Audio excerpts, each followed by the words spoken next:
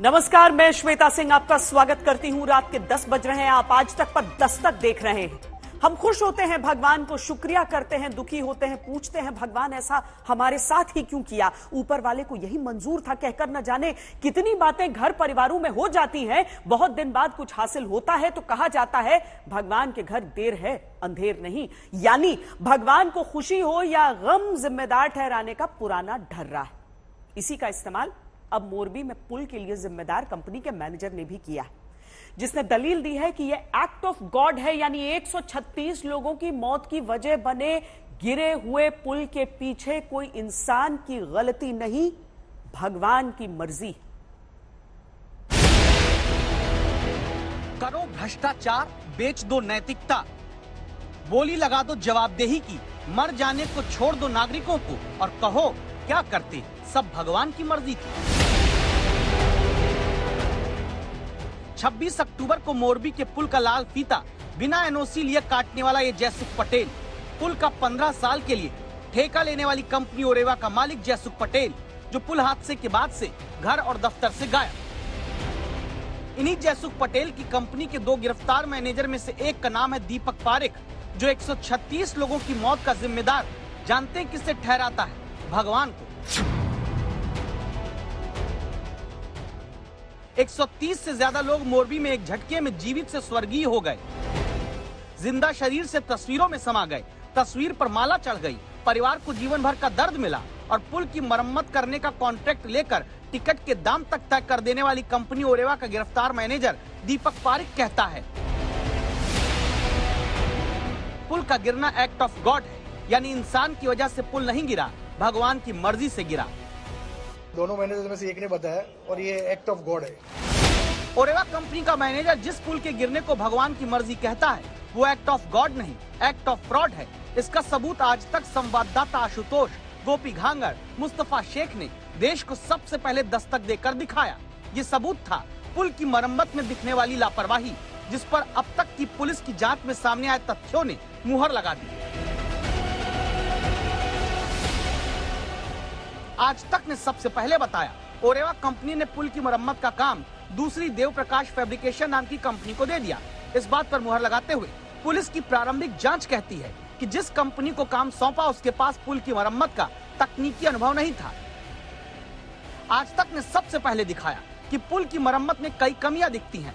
अब पुलिस की जांच में दावा है कि जो लोग पुल की मेंटेनेंस में लगे थे, उनमें कोई भी सिविल या टेक्निकल काम के लिए सक्षम नहीं था। आज तक ने सबसे पहले बताया कि पुल के लिए एनओसी नगर पालिका से नहीं ली गई। पुलिस ने भी अपनी जांच अदालत में बताई है कि पुल की क्षमता का दोबारा खुलने से पहले कोई टेस्ट नहीं हुआ। आज तक ने ही आपको सबसे पहले दिखाया कि सस्पेंशन ब्रिज जिन केबल्स के सहारे लटका हुआ था, उनकी लगता नहीं कि कोई मेंटेनेंस हुई। अब पुलिस की जांच में भी दावा है कि जंग लगे पुराने तारों को बदला नहीं गया। आज तक ने सबसे पहले आशंका जताई कि पुल की मरम्मत के नाम पर लगता है सिर्फ रंग रोगन हुआ और पुल के फ्लोर को बदलकर खाना पूर्ति हुई। अब पुलिस की जांच भी कहती है कि पुल की फ्लोरिंग 4 शीट के एल्युमिनियम से बदल दी गई, जबकि पहले ये फ्लोरिंग लकड़ी थी। वजन इस वजह से पुल का बढ़ गया और खतरा भी। एफएसएल का एक रिपोर्ट उन्होंने रजू करा है, जिसमें एफएसएल ने वो जो केबल था उनका कुछ रिपोर्टिंग और इन्वेस्टिगेशन में कुछ लिया था, वो बताया है। क्या बताया? कि जो केबल है वो पुराना केबल है, वो एफएसएल का प्राइमा पे ये कहना है। यानी साफ है कि एक्ट ऑफ गॉड यानी भगवान के नाम पर पर्ची फाड़कर पुल गिरने में आपराधिक कातिल लापरवाही से बचने की कोशिश हो रही है और जरूरी यह है किसी कोशिश को कामयाब न होने दिया जाए। गोपी घांगर और मुस्तफा शेख के साथ आशुतोष मिश्रा, मोरबी आज तक। एक्ट ऑफ गॉड के नाम पर जनता को छलने वालों पर दस्तक के साथ जरूरी है कि आप आवाज उठाएं उन लोगों के खिलाफ जिनके एक्ट ऑफ फ्रॉड का सामना आपको अपनी रोजमर्रा की जिंदगी में भुगतना पड़ता है। जैसे सड़क, जो पहले विधायक के नारियल फोड़ने से उखड़ जाती थी, अब मंत्री जी की उंगली से खुरच देने से उखड़ जा रही। 15 नवंबर तक उत्तर प्रदेश की सड़कों को गड्ढा मुक्त करने की डेडलाइन है। लेकिन हेडलाइन तो यह है कि हुआ क्या जब उत्तर प्रदेश के पीडब्ल्यूडी मंत्री जितिन प्रसाद कानपुर में विधायक सुरेंद्र मैथानी के साथ निरीक्षण करने निकले। पहले एक जगह मंत्री जितिन प्रसाद ने पैदल चलते हुए जूते से सड़क को हल्का सा रगड़ कर समझ लिया कि ये सड़क एक्ट ऑफ फ्रॉड का जीता जागता उदाहरण हो सकती है।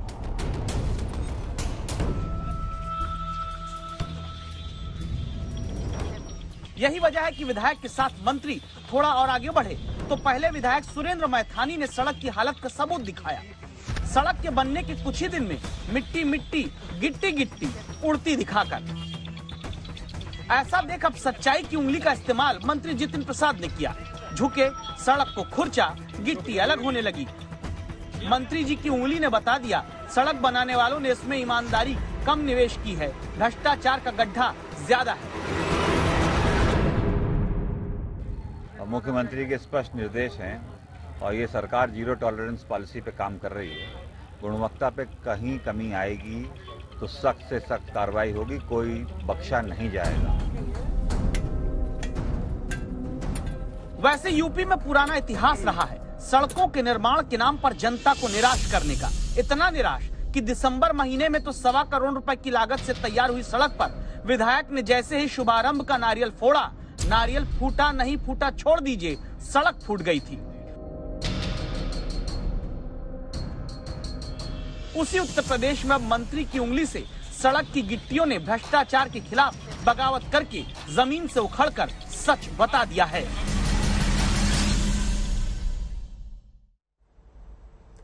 इस खबर को देखने के बाद आप ये बात नोट कर लीजिए कि मंत्री हो या बड़े अधिकारी, वो हर जगह जाकर सड़क निर्माण की गुणवत्ता जांच नहीं सकते। इसीलिए जरूरी है कि हर स्तर पर जवाबदेही तय हो। सीधे नियम बने कि सड़क खराब बनी, गड्ढे हुए, गड्ढे से हादसा हुआ तो सीधे ठेकेदार, सड़क बनाने वाली कंपनी और सड़क के लिए जिम्मेदार अधिकारी पर आपराधिक लापरवाही की कार्रवाई होगी।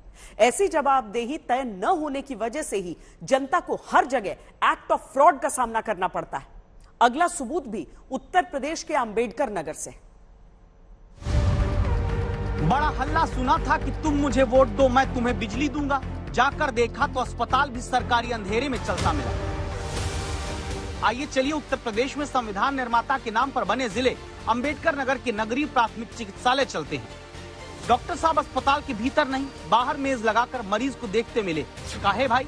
काहे कि बत्ती गुल है। शहर के सरकारी चिकित्सालय जनता जब दवाई मांगती है तो भीतर से कर्मचारी इस प्राथमिक चिकित्सालय में टॉर्च की रोशनी में किसी तरह दवा का पर्चा देखकर दवा देता है।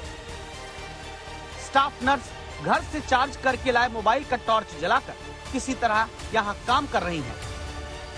यहाँ के डॉक्टर और नर्स तक कहते हैं कि महीना बीत गया, बिल जमा नहीं था तो बिजली विभाग वाले आए, बत्ती काट गए। अब अस्पताल में बिजली गुल है, इलाज अंधेरे में चालू है। तो क्या बड़े अधिकारियों को पता नहीं? सब कुछ ध्यान से सुनते जाइए। पेशेंट बाहर बैठ के देख रहे हैं अंधेरे की वजह से, और डिलीवरी भी मेरी नहीं हो पा रही यहाँ हॉस्पिटल पे, जो भी होती है अंधेरे की वजह से, और सारे काम में बाधा पड़ रही है। तो काम कैसे कर रहे हैं आप लोग? हम लोग मोबाइल जला के बस अपना काम करते हैं यहाँ अंधेरे में। 29 सितंबर से लाइट काट दी गई है और हम जो है मुख्य चिकित्सा अधिकारी महोदय को जो पत्र के माध्यम से सूचना दे दिए हैं कि सर जो यहाँ की बिजली आपूर्ति जो है काट दी गई है, इसकी जो है जल्द से व्यवस्था करानी। यहाँ पानी की आपूर्ति नहीं हो पा रही है, बाकी काफ़ी मच्छर लग रहे हैं यहाँ पे, जो है कार्य करने में बड़ी बाधा उत्पन्न हो रही है। लाइट क्या है? तो इलेक्ट्रिसिटी की लोकल प्रॉब्लम होगी ना। लाइट काट दी गई। उसका तो लोग बताए 1 महीने पहले लाइट काट उसका बिल वगैरह की कुछ प्रॉब्लम थी, अब वो जमा हो जाएगा तो फिर से स्टार्ट कर दी जाएगी। इसी को कहते हैं एक्ट ऑफ फ्रॉड। तो क्यों ना ऐसे मुख्य चिकित्सा अधिकारी पर सख्त एक्शन हो जो कहता है कि हमें पता ही नहीं, जबकि महीने भर से बिजली एक अस्पताल की उनके जिले में कटी हुई है। जवाबदेही किसी भी राज्य की, किसी भी योजना में, किसी भी विभाग में पहले से तय न होने की वजह से ही हमें इस कहानी को दिखाकर भी कहना पड़ता है, हे भगवान। कहानी राजस्थान की है, जहां गरीबों को खाना देने वाली सरकारी योजना के बर्तन में खुले में घूमते जानवर मुंह मारते नजर आते हैं। उन्हीं बर्तनों में गरीब सरकारी खाना पाते हैं।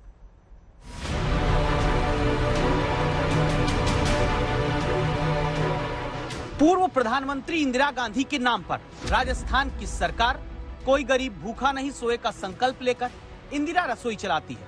8 रुपए में गरीब जरूरतमंद खाना खाते हैं। गरीब परिवार के लोग, शहर में दूर दराज के इलाके से आए लोग ऐसी ही सरकारी योजना से चलने वाली इंदिरा रसोई में कम पैसा होने के बाद भी ईमानदारी से अपना पेट भरने की चाहत लिए यहाँ खाना खाते दिखते हैं। लेकिन चौंक जाएंगे आप सरकारी योजना में होते इस एक्ट ऑफ फ्रॉड के वायरल वीडियो को देखकर। जहां दिखता है कि भरतपुर जिले में सरकारी योजना की इंदिरा रसोई के उन्हीं बर्तनों को बाहर छुट्टा घूमते जानवर चाट रहे हैं, जिनमें भीतर गरीबों को खाना खिलाकर सरकारी वाहवाही लूटी जाती है। संभव है कि जनता की तरफ से ही दस्तक देकर बनाया गया वायरल हुआ वीडियो सामने आया तो प्रशासन के सारे दावे धुल गए। जहां इंदिरा रसोई में आम आदमी के लिए इस्तेमाल होने वाले बर्तन बाहर गंदगी में खुला छोड़े जाने की वजह से सुअर के चाटने के काम आने लगे। अब आज तक ने दस्तक दी तो पूरी दी। निगम के मेयर से लेकर कलेक्टर के दफ्तर तक, तब जाकर शुरू हुई कार्रवाई। बिल्कुल सही है, मैंने भी ये पेपर में पढ़ा है और बाकी के मुझे भी मीडिया से मालूम चला है कि जो इंदिरा रसोई एमएसजे के सामने है वहाँ पर फोटोग्राफ के साथ में मतलब देखा है सुअर वहाँ बर्तनों को चाट रहे हैं। ये बहुत ही गैर जिम्मेदाराना जो है उसकी जो संचालक हैं उनकी तरफ से ये गैर जिम्मेदाराना काम हुआ है। इसकी जांच हो रही है। कमिश्नर महोदय ने पहले ही इसका संज्ञान ले चुके हैं और उस पर जो भी उचित कार्रवाई बनेगी, अगर उसे सस्पेंड भी करना पड़ा तो वो भी करेंगे। जो भी शिकायत आई है सोशल मीडिया के माध्यम से प्राप्त हुई है, उसका लाइसेंस सस्पेंड कर दिया गया है और कमिश्नर नगर निगम है वो कार्रवाई कर रहे हैं। कार्रवाई तो कैंटीन के खिलाफ हो गई, लेकिन इस आरोप पर प्रशासन गूगली कर गया। क्या राजस्थान में आला अफसरों के करीबियों को सरकारी योजना की कैंटीन का ठेका देकर आंख बंद कर ली जाती है? सुरेश फौजदार, भरतपुर, आज तक। एक्ट ऑफ गॉड का नाम जो लेते हैं, असल में वो अपनी जिम्मेदारी टालते हैं। बिल्कुल उसी तरह जैसे दिल्ली में जहरीले प्रदूषण भरी हवा को लेकर टोपी ट्रांसफर पॉलिटिक्स होती आई है। पिछले साल तक हर बार दिल्ली में प्रदूषण के लिए पंजाब हरियाणा में जलने वाली पराली को जिम्मेदार जो सरकार ठहराती थी, अब पंजाब में उन्हीं की सरकार है, तो अब दिल्ली के प्रदूषण का कौन जिम्मेदार है?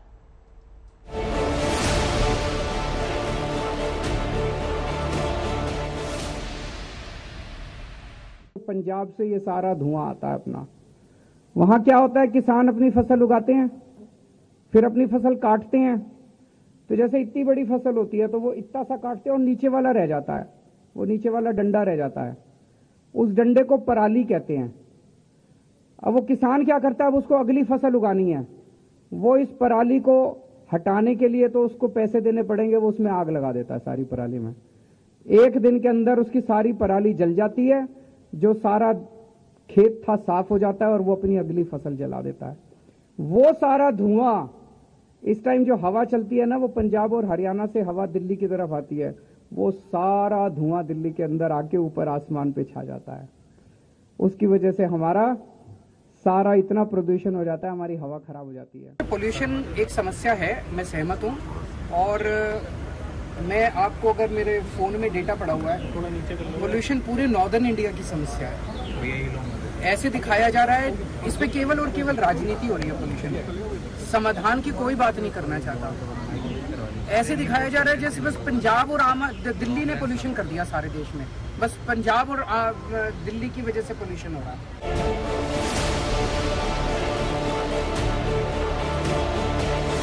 अभी हम पंजाब में मौजूद है। ये पंजाब का संगरूर कॉन्स्टिट्यूएंसी है, जो पंजाब की मुख्यमंत्री भगवंत सिंह मान का कॉन्स्टिट्यूएंसी है।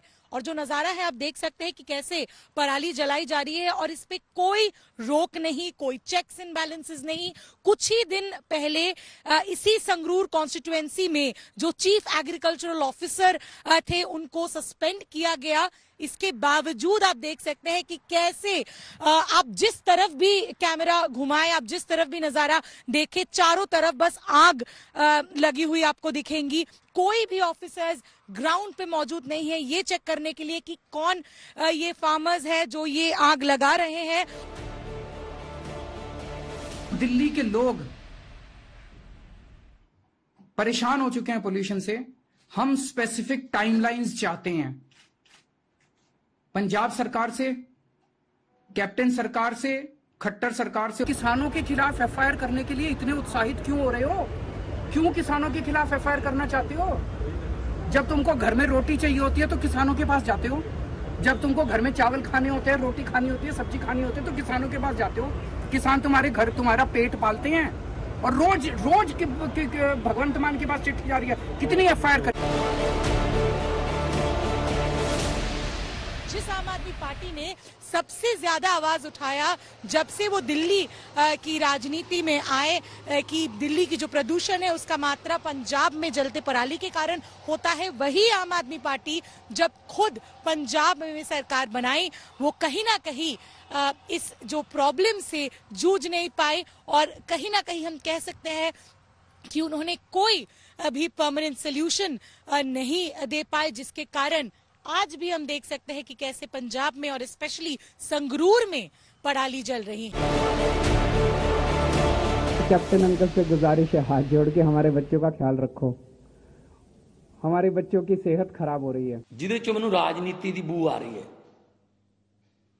कि दिल्ली ते पंजाब ही क्यों की गल जी। हरियाणा मेरे कोले एयर क्वालिटी इंडेक्स AQI जिहड़ा टीवी ते आउंदा हुंदा, मैं थोड़ा सौखी लैंग्वेज समझा देना, मेरे कोले इंडेक्स पे है एयर क्वालिटी, इहदे विच फरीदाबाद नंबर 1 ते है, हरियाणे का शहर है। इहदे विच मानेसर, ग्वालियर, गुड़गांव, सोनीपत, लुधियाना भी है पंजाब का, भोपाल, पानीपत, कोटा, करनाल, रोहतक, हिसार, जोधपुर, इंदौर, मेरठ, जयपुर, चंडीगढ़, जबलपुर, पटना, आगरा, बद्दी, उदयपुर, आज मेरे को सारा स्टेट वाइज भी है। ये तो इदा लगता है जिवें पंजाब ते दिल्ली प्रदूषण कर रहे हैं, आले दुआले बाकी सारे स्विट्जरलैंड ही बसते हैं बस। हम अभी पंजाब के संगरूर में मौजूद है, जो पंजाब चीफ मिनिस्टर भगवंत मान की कॉन्स्टिट्यूएंसी है। जो नजारा आप हमारे पीछे देख सकते हैं वो पराली जलने की है। कई वादे किए गए सरकार से कि इस बार किसानों को बहुत सारे असिस्टेंस दिए जाएंगे जिसके तहत पराली नहीं जलेगी। इसके बावजूद जो नजारा है वो हर साल की तरह इस बार भी लगभग सेम है। और इसकी कारण क्या है, इसके पीछे की क्या ऐसी कंपल्शन है कि किसान अभी भी पराली जला रहे हैं, इनके बारे में हम बात करेंगे यहाँ के किसानों से। ड्रामेबाजी है सरकार की, जो एसी रूम में बैठकर, कमरे में बैठकर ये पॉलिसी बनाते हैं लोग, उनकी ड्रामेबाजी है। उनको क्या पता है, उसको ऐसे नहीं पता धान क्या है, किसको बोलते हैं, गेहूं किसको बोलते हैं, ये कैसे पैदा होता है, किसान कैसे इसकी पैदावार करता है, उसको ये भी नहीं पता है। वो कैसे बताएंगे ये प्रदूषण पड़ता है। दरअसल इतने दिनों से जब बात होती थी तो ये चर्चा भी होती थी कि क्या कोई वैकल्पिक व्यवस्था की जा सकती है, क्या किसानों की मदद की जा सकती है ताकि वो पराली न जलाएं। आज की तारीख में अगर एक बार फिर मजबूर किसान पराली जलाते हुए नजर आते हैं तो ये दोष उन पर नहीं मढ़ा जा सकता, बल्कि उन विकल्पों की चर्चा इतने दिनों तक करने वाले लेकिन अब जुबान पर ताला लगाकर बैठ जाने वालों पर जरूर होनी चाहिए।